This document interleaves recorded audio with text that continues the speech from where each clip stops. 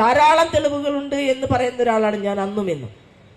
അപ്പോൾ എൻ്റെ അയൽപ്പക്കത്തെ ഒരാള് അന്ന് വിധി പറഞ്ഞ ശേഷം വീട്ടിലെത്തിയപ്പോൾ എന്നോട് ചോദിച്ചു, എടോ കൊട്ടയിൽ തെളിവുണ്ടെന്ന് പറഞ്ഞിട്ട് ഇപ്പൊ എന്താണ് തെളിവില്ലാതെ പ്രതിനെ വെറുതെ വിടുന്ന ഒരവസ്ഥ ഉണ്ടാക്കിയേ എന്ന് എന്നോട് കളിയാക്കി ചോദിക്കാം.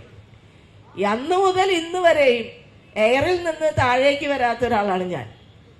അല്ലേ? നിങ്ങൾ ആരും ചിരിക്കാത്തത്? ചിരിച്ചോ, കുഴപ്പമൊന്നുമില്ല. നമ്മളിപ്പോ ഈ ഒരു പരിപാടിയിലാണെങ്കിലും അല്ലേ എന്നെ എയറിൽ കയറ്റിക്കൊണ്ടിരിക്കുകയാണല്ലോ ദിലീപിന്റെ ആൾക്കാരും.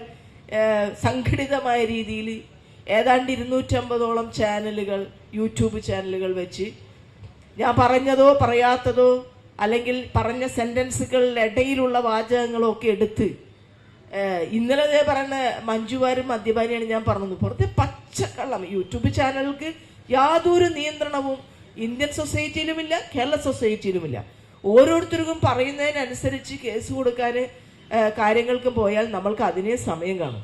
അത്രയ്ക്ക് മോശമായിട്ട് യാതൊരു ഉത്തരവാദിത്വമില്ലാത്ത രീതിയിൽ ഓരോ ആളുകളും ചെറുപ്പക്കാർ രണ്ട് കാര്യങ്ങൾ അതിൽ സംഭവിക്കാൻ തോന്നുന്നു. ഗൂഗിളുമായി ബന്ധപ്പെട്ടുകൊണ്ടുണ്ടാകുന്ന സാമ്പത്തികമായിട്ടുള്ള വരുമാനം, പിന്നെ ഇതിന്റെ കൺട്രോൾ. ധാരാളം നിയമങ്ങൾ നമ്മുടെ കേരളത്തിലുണ്ട് അല്ലെങ്കിൽ ഇന്ത്യയിലുണ്ട് ഇതൊക്കെ കൺട്രോൾ ചെയ്യാനെങ്കിലും യാതൊരു ആളുകളും ഇതൊന്നും തന്നെ ഫോളോ അപ്പ് ചെയ്യാതെ നിരുത്തരവാദിത്തപരമായി ഒരുപാട് കാര്യങ്ങൾ ചെയ്യാൻ ഈ സോഷ്യൽ മീഡിയയ്ക്ക് കഴിയുന്ന ഒരു കാലമാണ്. അതുകൊണ്ട് ഞാൻ ഇപ്പോഴും എയറിൽ നിന്ന് താഴേക്ക് വന്നിട്ടില്ല, അടിച്ചുകൊണ്ടിരിക്കുകയാണ് ഓരോരോ കാര്യങ്ങൾ പറഞ്ഞ്. അതിലൊന്നും എനിക്ക് യാതൊരു തരത്തിലുള്ള പ്രശ്നവുമില്ല. കാരണം ഞാനൊരു കോസിന് വേണ്ടി നിന്നു.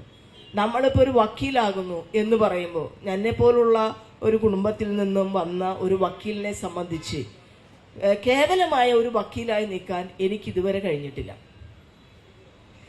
എൻ്റെ അടുത്ത് സുഹൃത്തുക്കൾ ഈ കഴിഞ്ഞ ദിവസങ്ങളിൽ, ഞാനും മെന്റലി ഭയങ്കരമായിട്ടുള്ള ട്രോമ നമുക്ക് സ്വാഭാവികമായി ഉണ്ടാവുമല്ലോ. ധാരാളം പ്രതീക്ഷകൾ ഈ തെളിവുകളുമായി ബന്ധപ്പെട്ട് നമ്മൾക്കുണ്ടായിരുന്നു. അതൊന്നും തന്നെ ശരിയായ രീതിയിൽ അനലൈസ് ചെയ്യപ്പെട്ടിട്ടില്ല എന്നുള്ള ഫീലിംഗിന്റെ അടിസ്ഥാനത്തിൽ നമുക്ക് നല്ല ട്രോമയുണ്ടോ. ആ ട്രോമയുടെ അടിസ്ഥാനത്തിൽ എൻ്റെ സുഹൃത്തുക്കൾ എന്നോട് പറയുകയാണ്, ഇത് നിങ്ങൾ കൃത്യമായി നല്ല വക്കീലായി മാറണം. ചില ആളുകൾ, ഒരു പരിചയവുമില്ലാത്ത ചില വക്കീലന്മാർ വന്നിട്ട് എൻ്റെ പോസ്റ്റിന്റെ അടിയിൽ വന്നിട്ട് പറയും, നിങ്ങളോട് എനിക്ക് ഭയങ്കര ബഹുമാനമായിരുന്നു, നിങ്ങൾ നല്ല വക്കീലായിട്ട് നിലനിൽക്കണം. അപ്പൊ ഇയാളോട് യാതൊരു പരിചയമില്ല, ഒരു കേസും അങ്ങേരുമായിട്ട് ഞാൻ നടത്തിയിട്ടില്ല, ഇയാൾക്ക് എങ്ങനെയാണ് എന്നോട് ബഹുമാനം ഉണ്ടായെന്ന് എനിക്ക് അറിയാനും പാടില്ല. പക്ഷെ പുള്ളി പറയണത് നിങ്ങൾ കേവലം വക്കീലായിട്ട് നിൽക്കണം. കേവലം വക്കീൽ എന്നത് എൻ്റെ നിഘണ്ടുവിനുള്ള ഒരു കാര്യമല്ല. ഞാൻ കേവലം ഒരു വക്കീലാവാൻ വേണ്ടി ആയിരുന്നില്ല എൻ്റെ നിയമബിരുദം എടുത്തത്. എൻ്റെ രാഷ്ട്രീയ പ്രവർത്തനത്തിന്റെയും സാമൂഹ്യ പ്രവർത്തനത്തിനെയും ഗുണകരമാക്കുന്ന രീതിയിൽ എൻ്റെ തൊഴിലിനും കൂടി വേണ്ടി ഞാൻ വക്കീൽ പണി സ്വീകരിച്ച ഒരാളാണ്. ഒരു കാലഘട്ടത്തിലും ഞാൻ എന്ത് ചെയ്തിട്ടില്ല, ഒരു കാലഘട്ടത്തിലും ഞാൻ കേവലം ഒരു വക്കീലായിട്ട് ഇരുന്നിട്ടില്ല.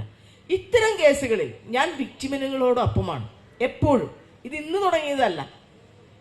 1996 എൻറോൾ ചെയ്ത കാലം മുതൽ എന്നും ഞാൻ വിക്ടിമിനോടൊപ്പം. നിങ്ങൾക്ക് ഓർമ്മയുണ്ടാവും, കുഞ്ഞാലിക്കുട്ടി കേസ് നടക്കുന്ന സമയത്ത് കേരള ഹൈക്കോടതിയിൽ കുഞ്ഞാലിക്കുട്ടിക്കെതിരെ കേസ് കൊടുത്ത് തുടങ്ങിയ ഈ വിക്ടിമിന് വേണ്ടിയുള്ള ഒരു പോരാട്ടമാണ് എൻ്റെ. അത് കഴിഞ്ഞ് പല പല സൂര്യനെല്ലി കേസ്, ആദ്യാവസാനം വരെ നമ്മൾ അതിനു വേണ്ടി നിലനിന്നു.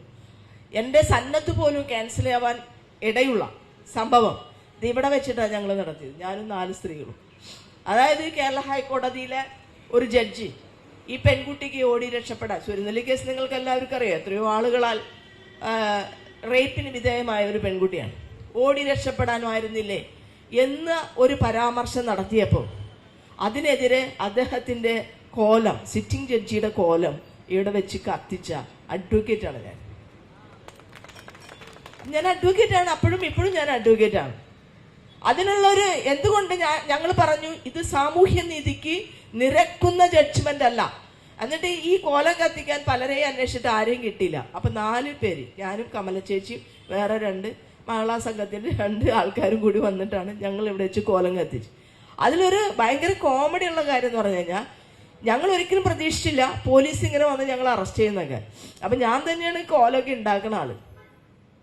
കോലം ഇവിടെ കൊണ്ടുവരല്ല, സെൻട്രൽ സ്റ്റേഷനിലെ CIയും പോലീസുകാരും 100-200 പേര് വന്ന് മൊത്തമായി ഞങ്ങളെ വളഞ്ഞു കഴിഞ്ഞപ്പോ പിന്നെ പുറത്തു പോകാൻ പറ്റുന്നില്ല. അപ്പൊ കത്തിച്ച അപ്പ് അറസ്റ്റ് എന്ന് പറയാണ്.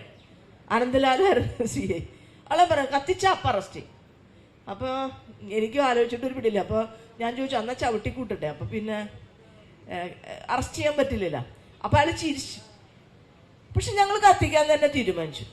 അപ്പോഴാണ് നമ്മൾക്കൊരു അബദ്ധം പറ്റിയത് ഞങ്ങൾ മനസ്സിലാക്കിയത്. ഞാൻ തീപ്പെട്ടി എടുത്തിട്ടുണ്ടായില്ല. ഈ തിരക്കിന്റെ ഇടയിൽ തീപ്പെട്ടി എടുക്ക് മറന്നു.